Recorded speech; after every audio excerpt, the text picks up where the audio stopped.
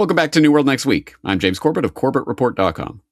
And I'm James Evan Pilato of MediaMonarchy.com. If copyright lasted forever, it would be very difficult.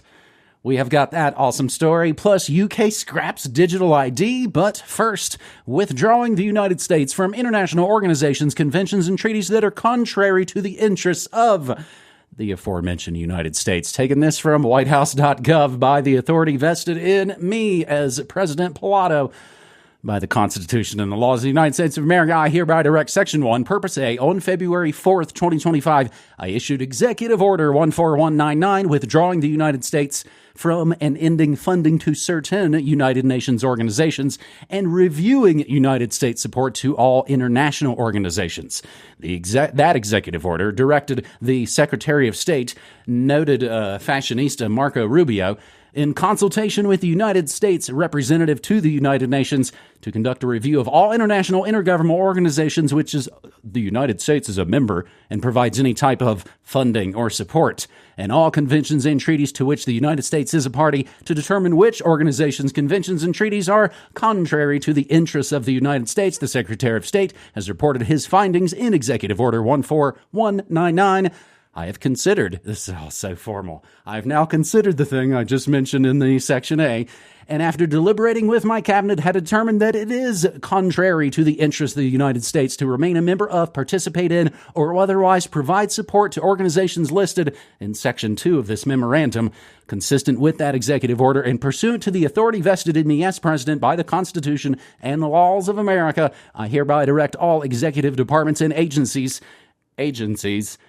to take immediate steps to effectuate the withdrawal of the United States from the organization listed in Section 2 of the memorandum as soon as possible. For United Nations entities, withdrawal means ceasing participation in or funding those entities to the extent permitted by law. James, are decades happening again this week? It certainly appears that way, doesn't it? And yes, this is pretty significant, although the 66 international organizations, it involves a little bit of padding. Some of these are sort of rump organizations and advisory bodies that aren't really effective and don't really do anything anyway in the first place. So whatever, it's just makes a bigger list. But there are some very, very significant withdrawals here. Obviously, the UNFCCC/IPCC. For people who don't know about that, please check my archives. I have a couple of decades of archives going on right now, and all of that garbage history of the way that the people's natural concern about the environment has been co-opted by the billionaire oligarchs for their globalist agenda. And this is a genuine, huge removal of one brick from the edifice of that globalist wall that's been constructed for decades now on the back of that propaganda. So it's an important event, and let's not downplay that. Also, the UN Population Fund.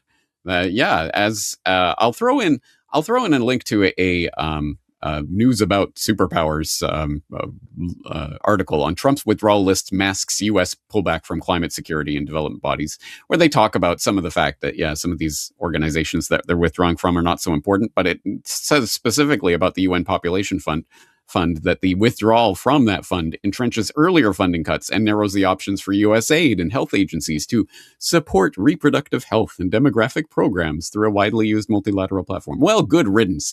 Stupid nonsense waste of, U.S. taxpayer dollars, certainly. And I think governments around the world should take note that these types of organizations are a grift. They are absolutely a grift by globalists and bureaucrats and technocrats that are trying to make money off of these types of programs that are fundamentally, in many cases, anti-human. And so I'm certainly not crying over the loss of any of that. Now, having said that, of course, right moves for wrong reasons. We're starting to see that more and more in various different ways. We can get a sense of that from the New American article that we're linking up here on UN Trump. Trump exits entire UN climate regime. Is it dead? Where they note about what does U.S. Secretary of State Marco Rubio have to say about this executive order? He took aim at the UNFCCC in particular, highlighting, among other concerns, that the bureaucracy created under the UNFCCC was squandering millions of dollars on funding for climate alarmist anti-energy investment in the West Bank and Gaza. Yeah, that's why we're removing America from the UN. It's because those damn UNers are trying to help the Palestinians, right? Well, anyway, right moves, wrong reasons. What else is new? But I am certainly celebrating the fact that the UNFCCC has just lost at least one of its fangs and has become a little bit more toothless than it was before. That is to the good. A lot of grift being busted and exposed, and a lot of this started as soon as Trump was reelected, and Elon and Doge, and we're going to expose all this corruption and waste in government. And again, these guys are broken clocks. They've turned out to be right. It's looking like 2 times a day. Memes of Secretary of State Marco Rubio wearing different giant coats is a thing now for some reason. That's how we get going on New World Next Week, episode 615. Our second story, maybe a little bit of a not unmitigated good news episode. Our second story is always fun to hit, James. Betty Boop, Nancy Drew, Blondie, and more officially in the public domain for 2026. Grabbing this from Paramount Sinai and CBS News. New Year's Day commemorated the passing of time and the start of a new chapter, so it's fitting that that same day, January 1st, also represents an opportunity to breathe new life into thousands of creative works nearly a century old. As of January 1st, 2026, characters like Betty Boop, Nancy Drew, and a variety of popular movies, books, and songs have entered the public domain.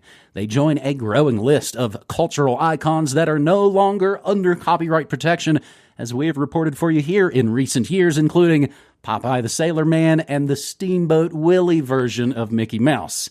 The year 2026 marks the first time that any copyrighted books, films, song, and art published in the 1930s have entered the U.S. public domain. As of January 1st, protections expired for published works from 1930 and sound recordings from 1925, essentially 101 years old.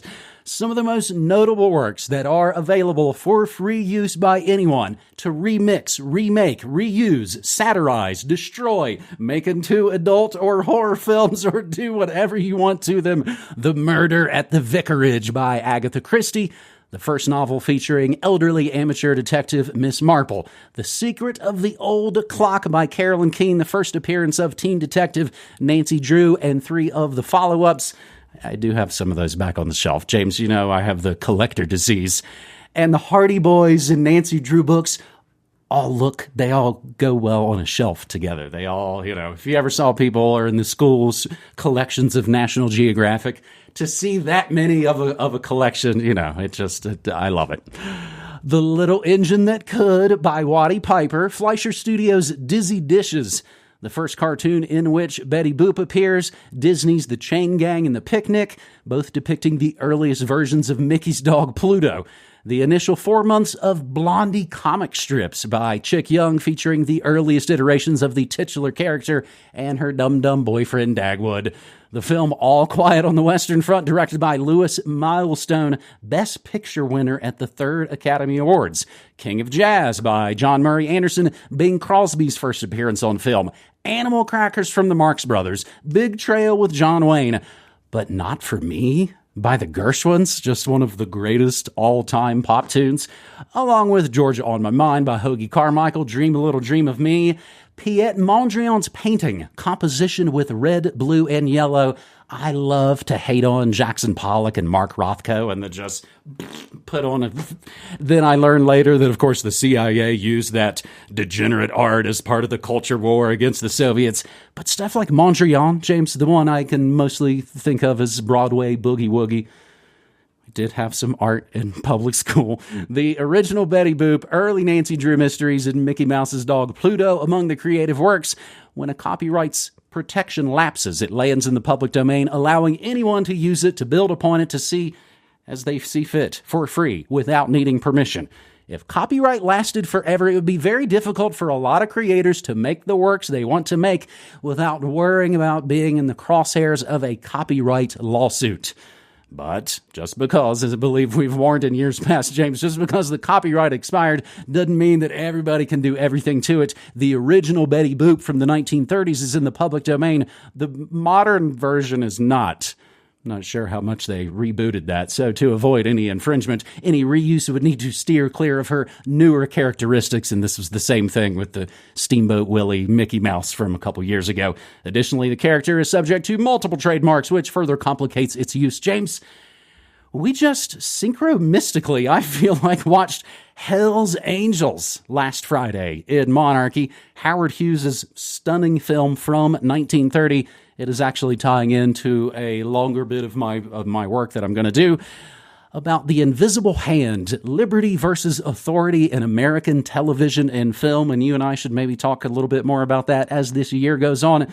Hell's Angels was stunning, James. It's like a 95-year-old movie, maybe better than any new movie I've seen this century. Have you ever seen it? It's real. It's real buildings blowing up. It's real planes explode. It's bonkers. Sounds awesome. I am absolutely primed to see it, and I will. And now I can just download it for free, legally. Yay. Yeah, you know what? This is a good, let's put this in the unmitigated good news category. It is unmitigated good news, because what is bad about this? It speaks to something so obvious that most people overlook it, which is that we all understand, yeah, it's ridiculous to have something from 100 plus years ago under copyright or some sort of intellectual protection. We don't want to pay, Ugg Cavemanson for the patent on the wheels on our car. We don't want to play his brother Thorg for the campfire that we create, because he did that first, back however many generations ago. Of course, that's nonsense. We all know that. But no, there's some reasonable amount of time in which the government can tell you what you can do with your physical property. Like, you can't have those kind of combination of bits and bytes on your computer because they're owned by someone who's been dead for 20 years. It's total nonsense, but we go along with it because, the economy would collapse if we didn't have these types of protections. Bunk and nonsense. And if people want to know about that bunk and nonsense, they can go to corbettreport.com/IP. I did a podcast on Steal This Podcast, Please, talking about my aversion to intellectual property and the fact that it is, even economically speaking, it's a bad idea, let alone everything else, culturally speaking, etc. So good. Some more stuff is now legally and officially in the public domain, and I hope people will play with it and use this cultural heritage of ours while we can, and in the ways that we can, and make use of this, because this is humanity's really real legacy on this earth. I have noted, joked, quipped, we will spend the first 100 years of the internet completely analyzing and deconstructing the previous 100 years of pop culture. James, imagine hearing in the news, Beethoven's estate has filed a lawsuit against unlawful Spotify. So let's keep the good news train a-running and do a little bit of update roundup of not unmitigated good news. This was new to me. I learned it from you guys last night when we were exchanging our show notes. Starmer abandons plans for compulsory digital ID. That is a win. Sir Keir Starmer has abandoned plans for mandatory digital ID for workers amid concerns that it'll undermine public trust in the scheme. That's a very hilarious and telling sentence. We're not going to do this because we're worried it might, make you not like this. The Prime Minister had previously announced that the IDs would be compulsory to verify someone's right to work in the UK. Instead, they'll be optional when they are introduced in 2029, with workers given the choice to whether use the documents or to verify their identity digitally instead. Use other documents, paper. A government source said about the compulsory element was stopping conversation about what digital IDs could be used for generally. So they're mad that the public is now getting ahead of them and realizing how this is going to be used against them. The source said stepping back from mandatory use cases will deflate one of the main points of contention. So they admit, we're doing this to take the steam out of your complaints about this. We don't want the risk of their cases being some 65-year-old, oh my God, great-grandpa, 65-year-old in a rural area being barred from working because he hasn't installed the ID. It's what you did to everybody with COVID a couple years ago, but okay, I'll believe you. In September, Starmer said that he would make a new, free-of-charge digital ID mandatory for the right to work before the end of this parliament. He said, we need to know who is in our country. Which is a real change of pace, seeing as how they spent the last 20 years calling people racist for worrying about all the people that were coming in. and that IDs would prevent migrants who come here slip into the shadow economy and remain here illegally. Somali daycares could not be reached for comment. Anyone starting a new job would have been required to show the digital ID, which would then be automatically checked against a central database of those entitled to work in the UK. While right-to-work checks will still be mandatory in the form of other forms of documentation, such as an electronic visa or a passport, will be valid. A consultation to start within weeks will explore which verification checks could be used. So they're still figuring out which things they might do. Government said, we are committed to mandatory digital right-to-work checks. We have always been clear that details on the digital ID scheme will be set out following a full public consultation, which will launch shortly. Digital ID will make everyday life easier for people, ensuring public services are more personal, joined up, and effective, while also remaining inclusive. You will be absorbed into the inclusive Borg, and I did see our old buddies, the Freds, tweeting earlier today. I don't believe you. It'll be remarketed, repackaged, renamed, and it'll come back as something else. But still, take this victory. Hold this victory and sort of, as they say, keep that energy, because you know they're going to come back for it again. And maybe think about, in the meantime, hooking up with your English farmers who are not spraying manure all over the place like French farmers might, but it sounds like they're getting close. In other not unmitigated good news updates, data center project cancellations quadrupled in 2025 as the locals fight back, and sure haven't heard anything about the ULEZ cameras anymore. Oh, that's right, because everybody destroyed them and they stopped doing it. Trump may save AM radio. James, I love every single word in that headline. Meanwhile, the U.S. childhood vaccine schedule shrinks, and feeding ourselves, breaking new ground for the local food movement in Ireland. James, there are people all around the world making their moves, making changes, making things happen for themselves, and hopefully in some small way, it's seeds, literal and figurative, that we have hopefully planted in our near 17 years of doing New World Next Week. James, I already Captain Buzzkilled on the UK ID scheme. What about the other ones? I'm going to pile on the Captain Buzzkill on the digital ID, actually, because, in fact, I will give the credit to Kit Knightley at Off Guardian. I know he's written quite a bit about the digital ID plans of Starmer, and the fact that this was the kind of trial balloon that they put out in front of the public to be shot down, and that the real teeth are coming later. And that could happen in a number of different ways. One that I'll just point to is, as Hakeem Anwar was talking about in my conversation on the only real solution to digital ID, he was talking about the concept of the digital public infrastructure, which is much larger than a singular ID app thing that you download and must use. It's the entire infrastructure of the digital ID and all of the ecosystem of this that's already created and is already functioning, and we're already using various pieces of it already. It's just missing that one single key, and maybe it doesn't even need that singular key. Maybe it's already embedded in the fabric of our reality. So yes, I am not going to say this is a bad thing. It is a good thing, and it represents the fact that the people are at least aware enough, at least have enough of a spidey sense and survival instinct to realize that this digital ID is not a good thing, and we do not want it. But yes, we have to think more deeply about what that is and how we don't let that happen, because they are going to, of course, cry efficiency. It'll be so efficient and wonderful, and the government will be able to help you in so many different ways if you just give into this digital ID. We do not want the government to be efficient. We do not want all of their records to join up nicely. We do not want them to know every aspect of everything we're doing at all times, because that power should not be in the hands of anyone, ever. And unless people understand that that is the basis for our opposition to digital ID, I'm not sure we're really progressing. Anyway, I won't rain on the parade too much. It is, yes, let's all take a moment to pat ourselves on the back, but let's not stop. We have to keep pressing on this issue. I've just heard from Disney that Spidey sense is a copywritten phrase, James. So you're gonna. And what, we're gonna hear this. My 6G injection doesn't work unless you get yours too.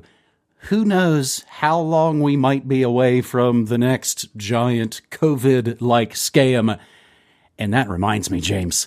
I'm always playing classic monarchy on my radio broadcast. So it's now that I've been doing it for over 20 years, I can say, here's my episode from this day in 2007. And we were playing New World Next Week. I don't even know what number it is. We weren't numbering them yet, I guess, James. It must have been that small of a number. But this day, 16 years ago, on New World Next Week for January 14th, UNICEF child death campaign in Africa failed.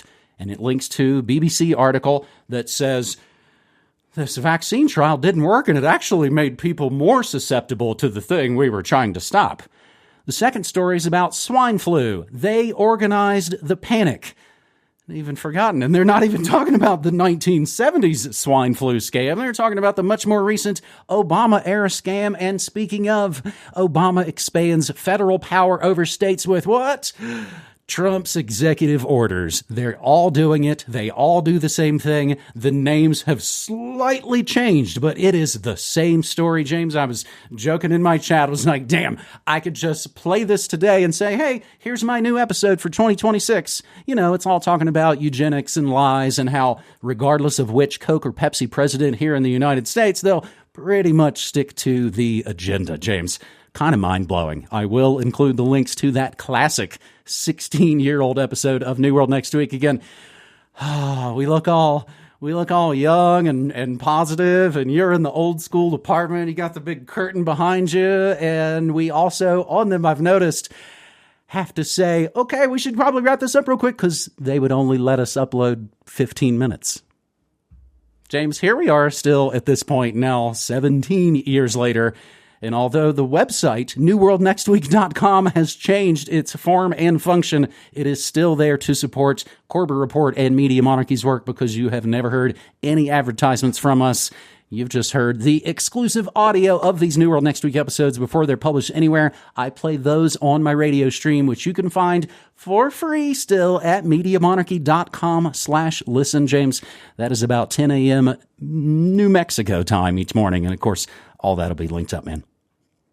Awesome. Well, I don't know what it's like in New Mexico right now, but it's getting chilly in Japan. So I'm going to put on my Corbett Report toque that you can get at newworldnextweek.com. And if you are a cool kid, then you will get one. And we'll leave it there for this week. James, thanks again for the stories, and looking forward to doing it again next week. Thanks so much, buddy. Take care, man. Take care.